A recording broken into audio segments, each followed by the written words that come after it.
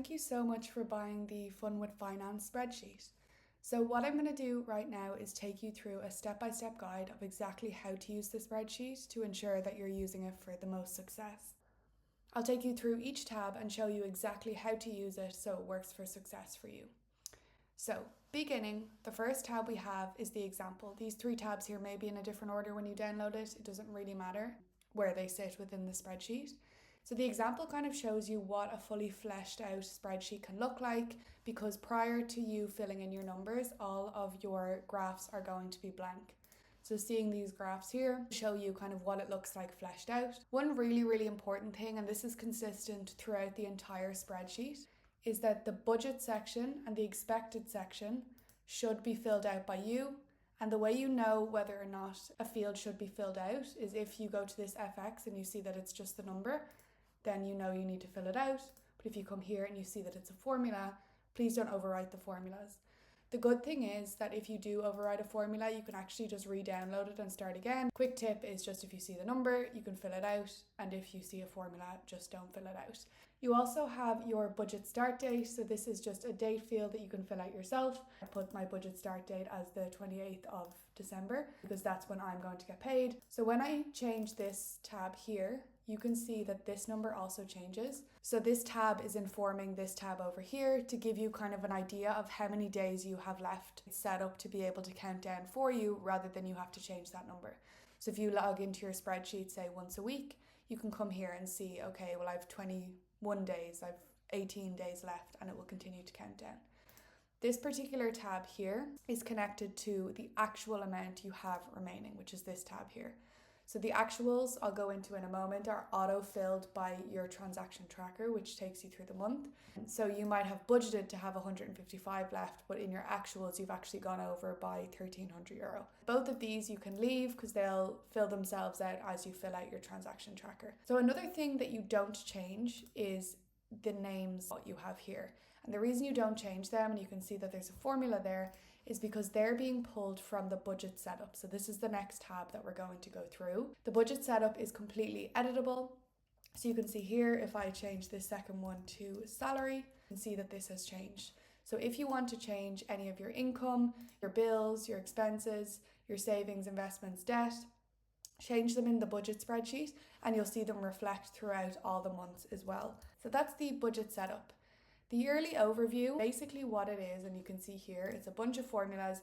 You do not touch this tab at all. It's actually very interesting after a couple of months to see what you're spending, what your income is, what your expenses look like. Because obviously if your mortgage is €1,000 a month and you come in here at the very last month of the year and you see that you've spent over €12,000, it's a bit of a shock factor as well. So coming in here and just seeing overall, like, what do your expenses look like? What do your bills look like? And the really good thing as well is you have these charts, so they look blank now, but as you fill out your year, these will auto-populate as well.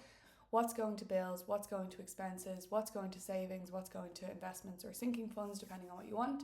And then these will continue to tally up as well. And you might say to yourself, okay, 2025, I really want to get my expenses down. I feel like I'm kind of getting 5 coffees a week. I'm going out for lunch 3 times a week. Let me try and cut that down. The following year, you see that your savings is a lot higher and your expenses is a lot lower. Nothing in here should be edited and it will continue to populate itself throughout the year.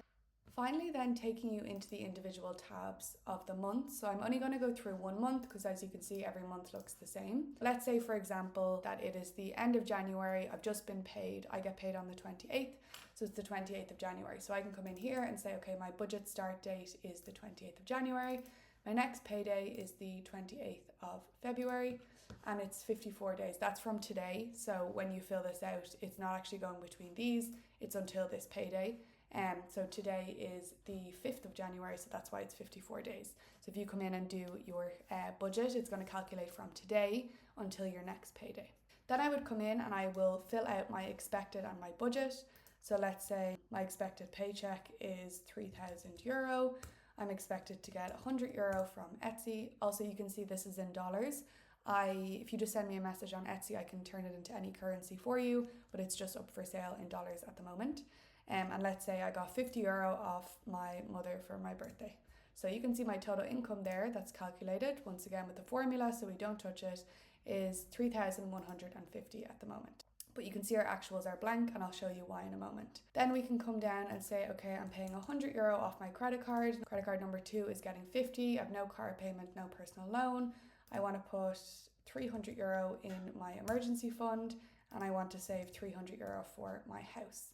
So you can see that as I'm doing so, it's showing me that of that €3,000, it's starting to calculate what I'm spending and showing me, okay, so out of all of this, I've spent €600. So then when I add in my mortgage, let's say is €1,000, you can see that that's knocked that off as well. My phone bill is 25, electric is 60, and just continue to put these in. Subscriptions is 50. So let's say for a family of 4, you want to spend €500 on groceries, €50 on petrol or gas. You have a birthday in the family. I have a dog, so €100 for the dog. If you're saving up for a holiday.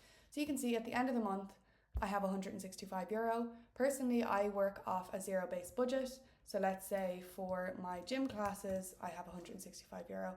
So I have nothing remaining in my budget. So that's what I would do when I sat down on payday. So for example, let's say I've budgeted €3,000 for my paycheck. The day my paycheck comes in, I can come to income. The first time this will say NA, but just do it again and it will drop down. It will show all of the income streams I have. As I said, everything in the budget spreadsheet is going to be reflected. So if you change this to salary, rollover, anything like that, or if you worked 2 jobs, you could put the name of the jobs. This will all reflect in these transactions as well. So let's say paycheck 1 is actually my salary. So you can put a little description in there, and also it was paid into my bank, let's say. Then the amount was actually $3,050. So if you come over here, you can see that this has actually auto-populated. And here in my paycheck, you can see that I actually was over by €50. Coming over here, then we'll continue to pad this out. So let's say we have expenses, we have savings, we have investments and debt. So expenses, let's say we spend €250 at the grocery store. I save 200 into my emergency fund. I invest in my 401k, 400, and my debt, I pay off a credit card of $500 or euro.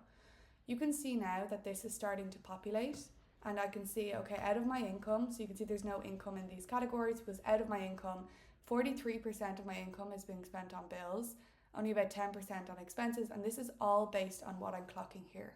So my month, I would sit down probably every 3 or 4 days. I use Revolut, other people can use Monzo, they use their bank accounts. Anything that you spend in, I would quickly log in here and just log my expenses or my income. For example, if you're selling on Etsy or you have a side hustle, you might get paid in the middle of the month, but your major salary is at the start of the month. So I know it seems tedious, but it's so worth clocking them all here, seeing the numbers, and then as we jump up to the yearly overview, you can see that these are starting to fill out as well, as are the graphs too. So that's kind of a high level overview of how it's used. It really just holds you accountable, shows you on a longer term basis what you're spending in certain categories.